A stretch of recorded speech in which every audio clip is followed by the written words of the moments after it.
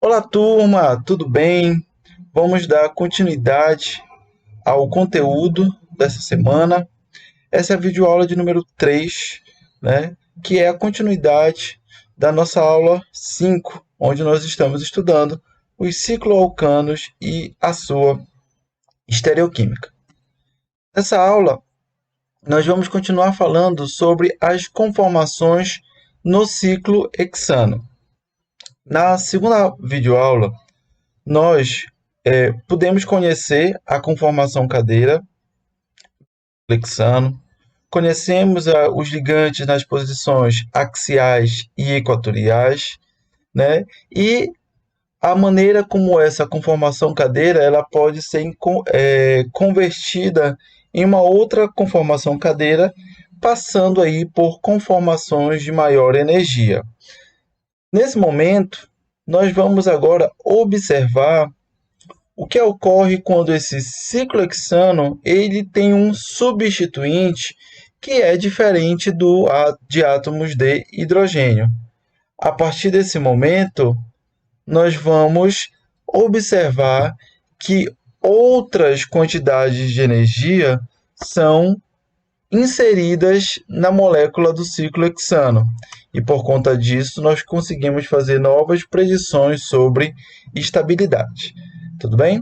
Então, olha só. As duas conformações de um ciclo hexano monossubstituído, ou seja, ele tem um substituinte que é diferente de hidrogênio, né? Então, elas não são igualmente estáveis. Aqui nesse gráfico, nós podemos observar que no eixo X nós temos a diferença de energia, enquanto que no eixo Y nós temos a porcentagem. E o que esse gráfico está nos mostrando? Que à medida que a diferença de energia entre as duas conformações de um ciclo hexano monossubstituído ela aumenta, a porcentagem, tá, que eu vou ter de cada isômero, né? E aí lembrem que existem duas formas de você desenhar a conformação cadeira, né? Então, elas vão ter valores de energia diferentes, né? Estabilidades diferentes. Então, cada uma delas representa um isômero. Quando a diferença de uma a outra, quanto mais ela aumenta, maior vai ser a diferença, a porcentagem que você vai ter entre a quantidade de isômero mais estável e a porcentagem que é a quantidade de isômero menos estável. Então, observe que quando a diferença de energia entre elas é de 0%, você vai ter 50% de cada um desses isômeros. Mas à medida que eu aumento aqui a diferença de energia, né, observem aqui para 5 kJ/mol de energia. Então, eu vou ter esta quantidade do isômero menos estável, né? Aí um valor entre 10 e 20, né? Eu posso colocar 16, 17% de isômero mais estável e de isômero mais estável eu vou ter praticamente 90%, né? Então, conforme aumenta a quantidade de energia, aumenta essa diferença de porcentagem que eu vou ter de cada um dos isômeros. Vejam, por exemplo, que quando eu atinjo aqui quase 12 kJ/mol de diferença de energia, praticamente eu vou ter 0% de isômero menos estável e praticamente 100% das moléculas na conformação do isômero mais estável, tá certo? Então, um substituinte, ele é quase sempre mais estável em uma posição equatorial do que em uma posição axial. Nós vamos entender mais à frente por que essa afirmação ela pode ser realizada. Com isso, né, a gente pode então entender que quando eu digo isômero mais estável, é provavelmente com esse substituinte, né, do ciclo hexano, que é diferente de hidrogênio, provavelmente ele vai estar em uma posição equatorial, já que a posição axial confere mais energia. Logo, o substituinte na posição axial provavelmente seria o isômero menos estável. Então, a diferença entre as energias levam a uma porcentagem de ocorrência diferente destes isômeros. E quanto maior é a diferença de energia entre um isômero e outro, maior é essa diferença essa porcentagem de ocorrência. Então, observe aqui a relação entre a diferença de energia entre as porcentagens de isômeros para os isômeros no equilíbrio a 25 graus Celsius. Né? Então, aqui a gente pode observar somente os valores. Né? Vejam que à medida que a diferença de energia ela aumenta, né? Ela vai aumentando nesse sentido, de cima para baixo. Observem aqui, 50-50, 67-33, 80-20, 95-5, 99 para 1%. Isso quando eu tenho uma diferença de energia entre os isômeros de 11 kJ/mol. Vejam só que para 23, né, eu já preciso de uma precisão bem maior justamente para demonstrar essa diferença na porcentagem de ocorrência. Aqui nessas imagens, a gente consegue observar esse substituinte na posição axial e na posição equatorial. Então, vejam que a diferença de energia entre as conformações axial e equatorial, ela vai ser proveniente da tensão estérica, né, que nós vamos chamar especialmente de interações 1,3 diaxial. Pelo nome, você já observa que é um tipo de interação que vai demandar, né, de uma posição axial, que é o que a gente está vendo aqui. Provavelmente que o confômero menos estável, ele vai ter o substituinte na posição axial. E aí a gente precisa entender por que isso acontece. Vamos começar olhando aqui para a conformação cadeira. Observe que quando eu tenho esse substituinte, vejam que ele é o único substituinte diferente de hidrogênio.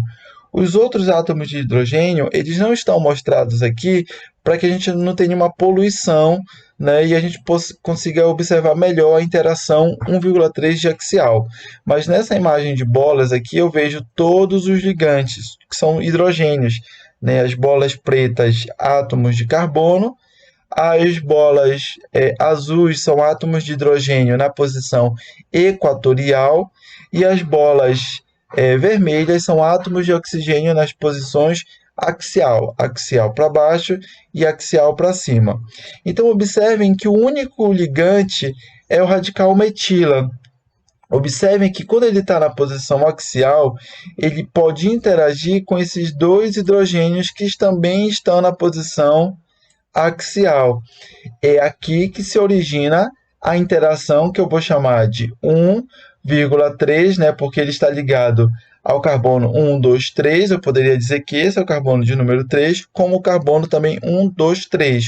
Ou seja, ele interage com essas duas com esses dois ligantes que estão em posição axial,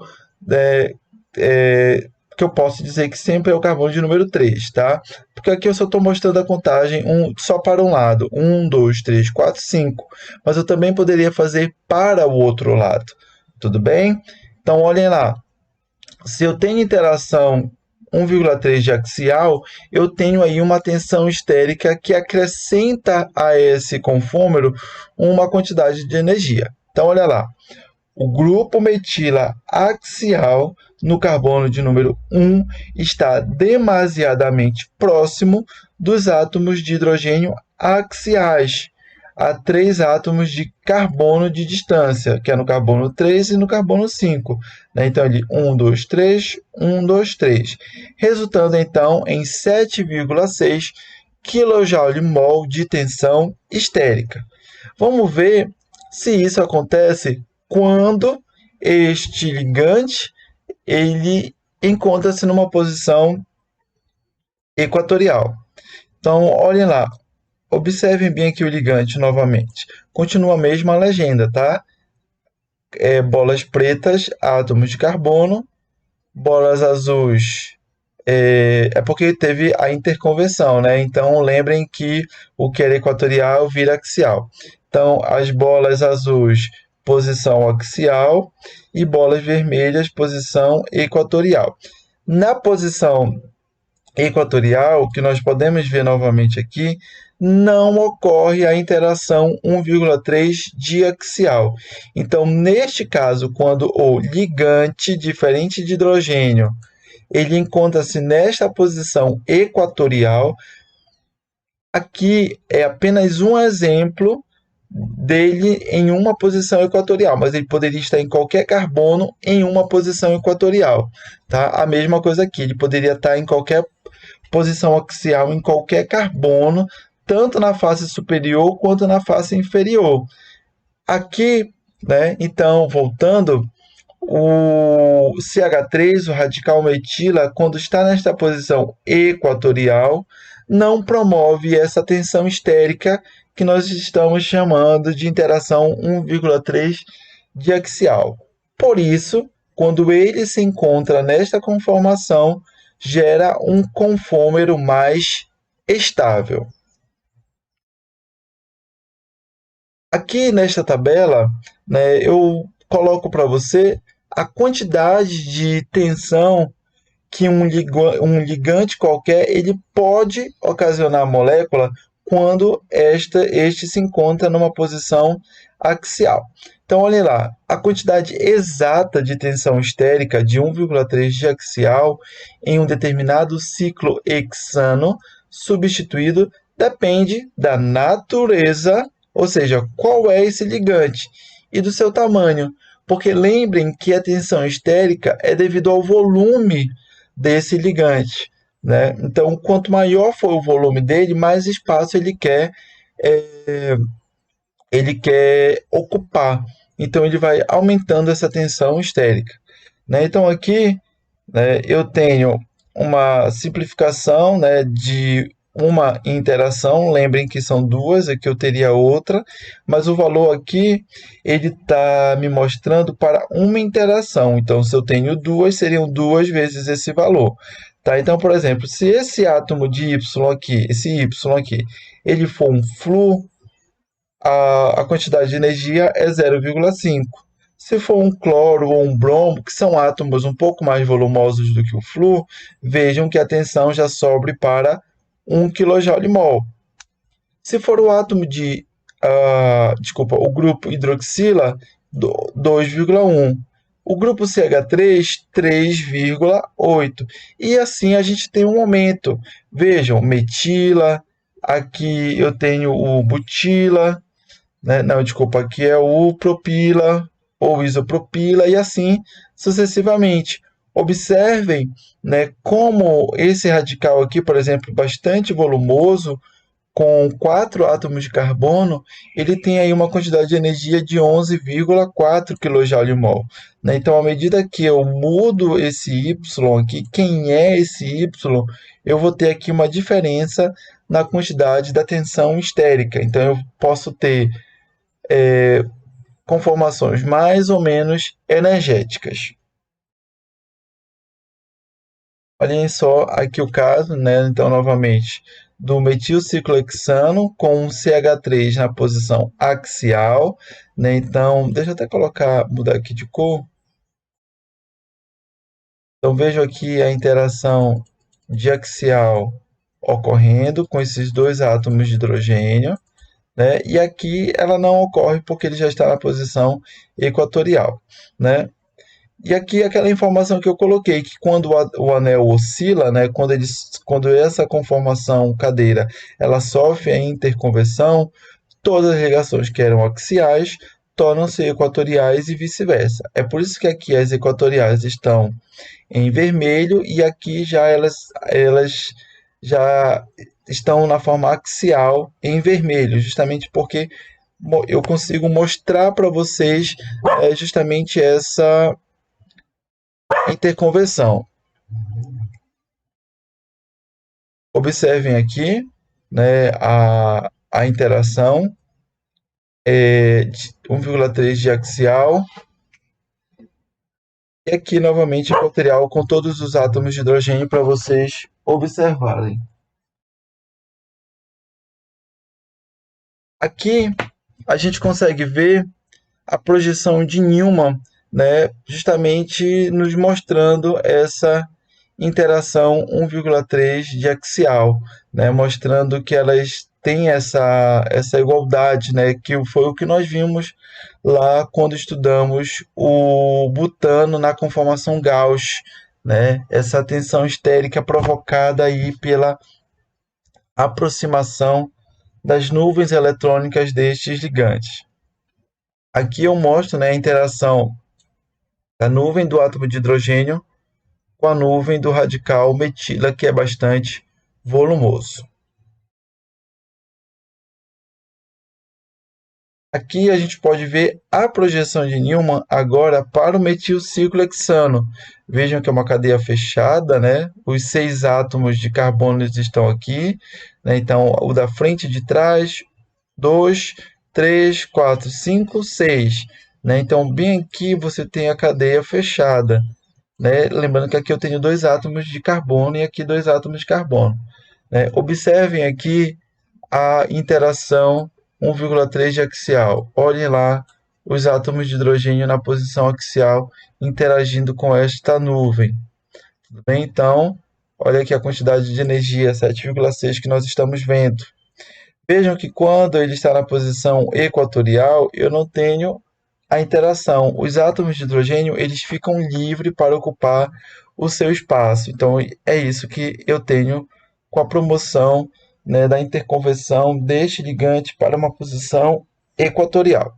Tá? Então, a tensão causada por uma interação 1,3 diaxial no metilciclohexano é a mesma provocada pela proximidade dos átomos de hidrogênio dos grupos metilas na forma Gauss do butano.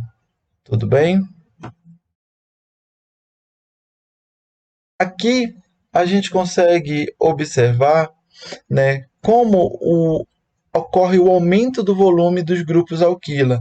Né? Então, aqui, enquanto eu tenho um metila, que é CH3, com um átomo de carbono e 3 átomos de hidrogênio, aqui eu tenho, por exemplo, 2 átomos de carbono e 5 átomos de hidrogênio. E aí eu vou aumentando para 3 átomos de carbono e 3, 6, 7 átomos de hidrogênio. Por último, eu tenho 1, 2, 3, 4 átomos de carbono e 3, 6, 9 átomos de hidrogênio. Então, observem que o aumento do grupo metila, né, ele vai ocasionando um aumento do volume. Então, ele vai querer espaço, né, para ocupar.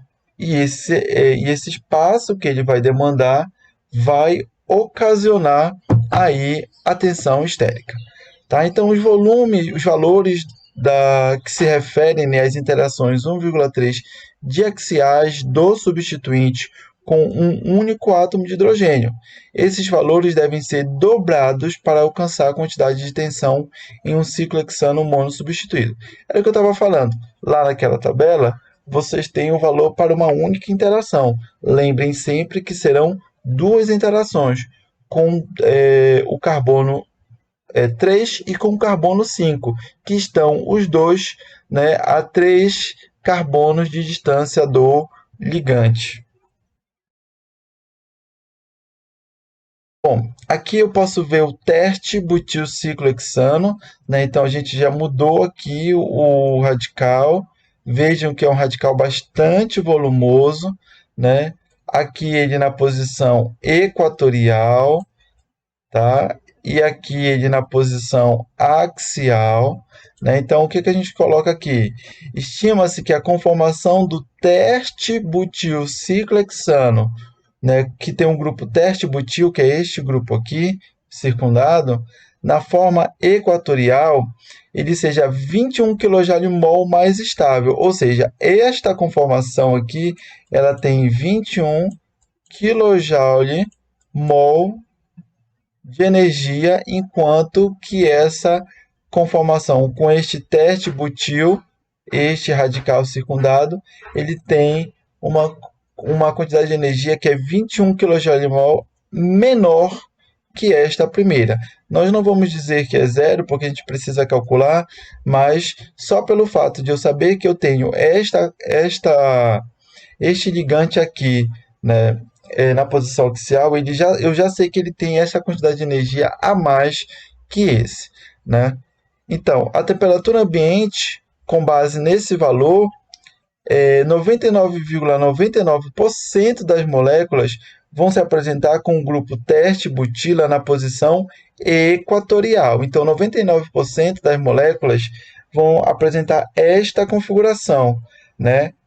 E aí a gente pode voltar para cá, para este gráfico. Deixa eu apagar aqui. Então, o que que esse gráfico nos mostrou? Que quando eu tenho, né, olha lá, aqui o gráfico ele vai até aproximadamente 14, né, mas já com 14 eu tenho praticamente zero, né? Então, observem que quando eu tenho uma diferença de energia muito elevada, eu tenho praticamente 99,99 vai embora por cento dos isômeros na conformação mais estável. Ou seja, na conformação com o seu grupo na posição equatorial.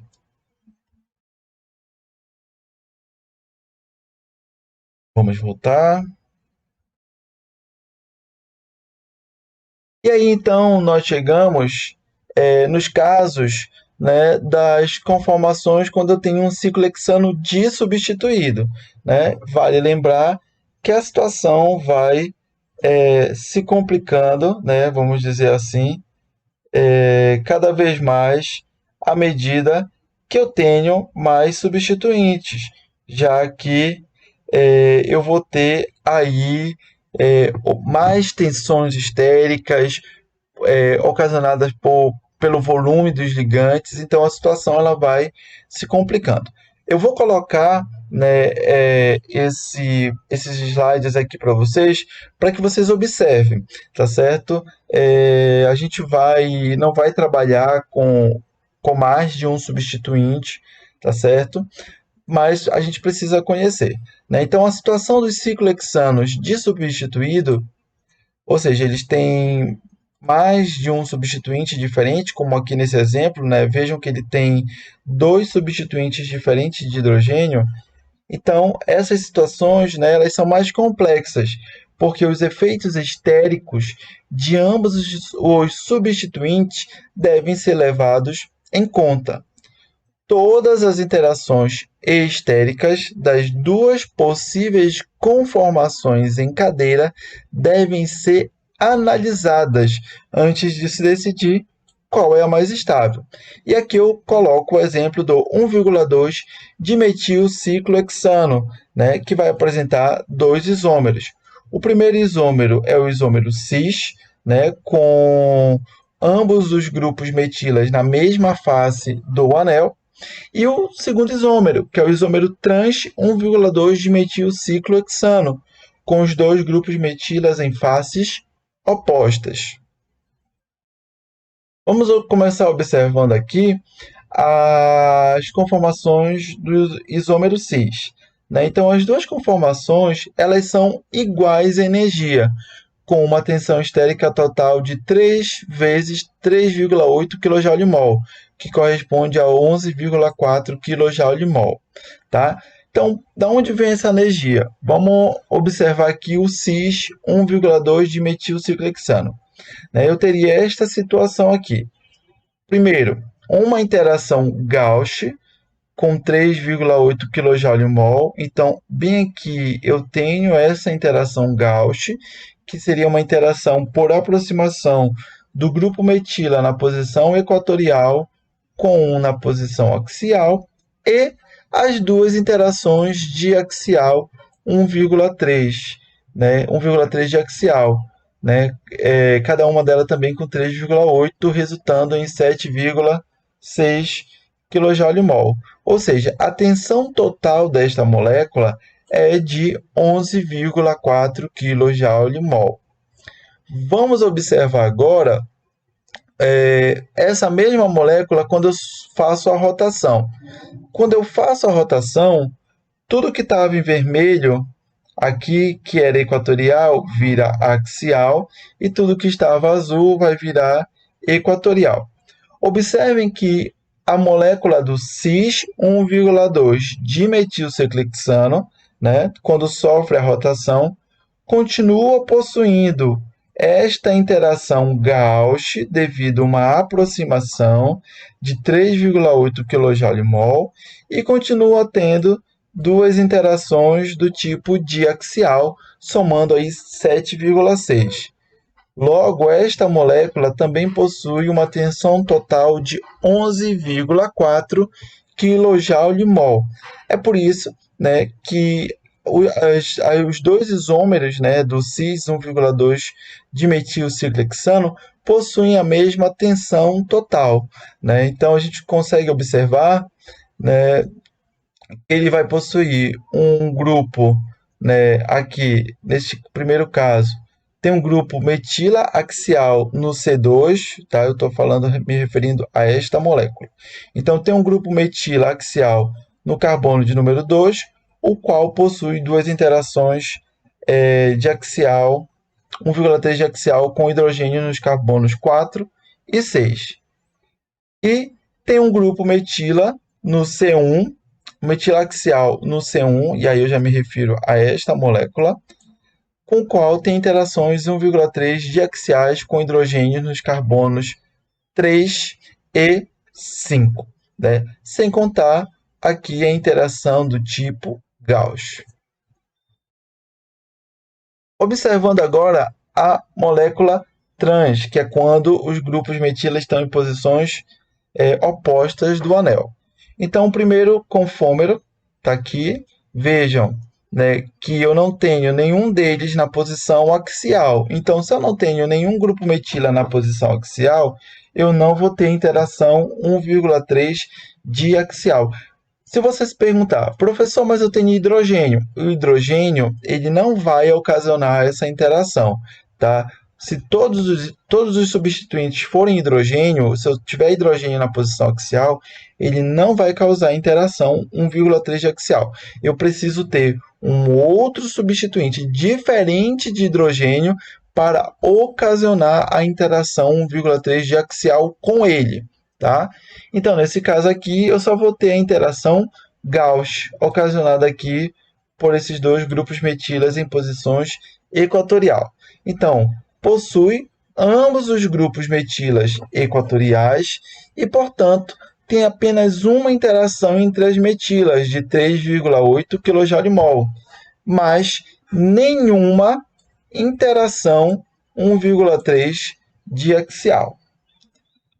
Realizando a rotação desse anel, o que era equatorial, que está em vermelho, passa para a posição axial. E o que estava na posição axial, né, aqui não aparecia nada, né, no caso aqui eu só identifico os equatoriais em azuis que vão para cá, também axiais na face inferior, né? Então observem que nesta conformação eu vou ter aqui grupo metila na posição axial em cima e embaixo, ou seja, eu tenho interação 1,3 de axial aqui e aqui. Analisando, contém ambos os grupos metilas axiais. O grupo metila axial no carbono 1, este bem aqui, tá?